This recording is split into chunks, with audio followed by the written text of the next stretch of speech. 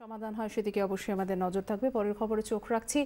যাত্রা দেখতে যাওয়ার পথে অপহৃত কিশোরী, অভিযোগ মুখ চেপে ধরে কাছেই মাঠের মধ্যে টেনে নিয়ে গিয়ে ধর্ষণের।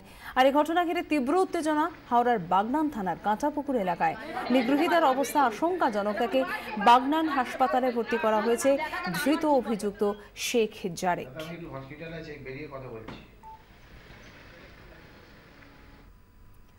বাঘে মানুষে টানাটানি, মরণপণ লড়াই, সুন্দরবনে জখম 3 মৎস্যজীবী। তবে বাঘের সঙ্গে লড়ে এক সঙ্গীকে ফিরিয়ে আনলো বাকি 2 জন, বাঁচল প্রাণ। জানা গেছে সুন্দরবন তথা কুলতলির মোট 5 জন মৎস্যজীবী মিলে নদীতে মাছ ধরতে গিয়েছিলেন। নৌকো থেকে আচমকাই একজনকে টেনে জলে নামিয়ে নেয় বাঘ। তাকে বাঁচাতে ঝাঁপিয়ে পড়েন 2 সঙ্গী। নিজেরা জখম হলেও শেষ পর্যন্ত আরেক সঙ্গীকে বাঘের মুখ থেকে উদ্ধার করেন তারা। 3 মৎস্যজীবী ভর্তি হাসপাতালে, আঘাত বেশ গুরুতর।